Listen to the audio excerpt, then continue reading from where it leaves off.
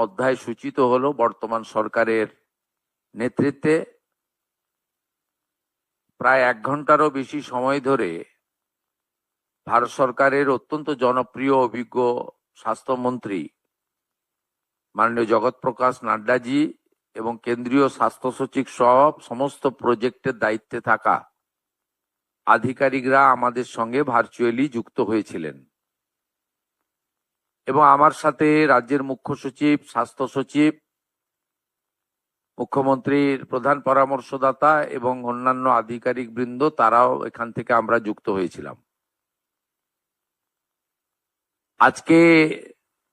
আমরা খুব বিস্তারিতভাবে আমাদের যে সমস্ত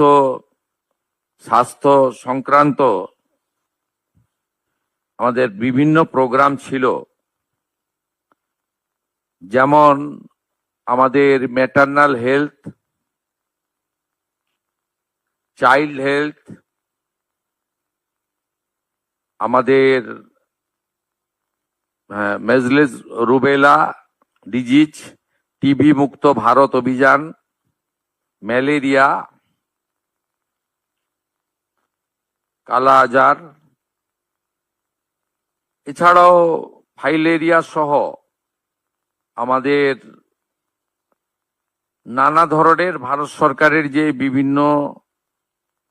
কর্মসূচিগুলো চলছে হেলথ সেক্টরে,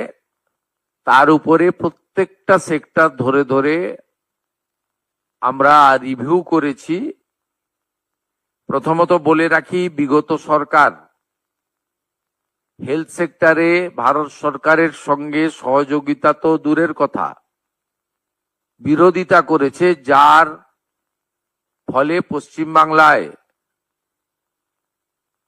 লক্ষ লক্ষ তো বলবো না, কোটি কোটি পশ্চিমবাংলার মানুষ ভারতবর্ষের অন্য প্রদেশগুলো যে ধরনের হেলথ সেক্টরে কেন্দ্র রাজ্য যৌথ উদ্যোগে বেনিফিটস গুলো পাচ্ছেন, সেখান থেকে বঞ্চিত হয়েছেন। আজকে আমরা একটি কম্প্রিহেন্সিভ ডিসকাশন এবং মেজার্স এবং রোডম্যাপ তৈরি করেছি, যে রোডম্যাপের মধ্য দিয়ে আমরা পশ্চিমবঙ্গে স্বাস্থ্য ক্ষেত্রে ভারত সরকারের সমস্ত সুযোগ সুবিধাগুলি গ্রহণ করে পশ্চিমবঙ্গে হেলথ সেক্টরে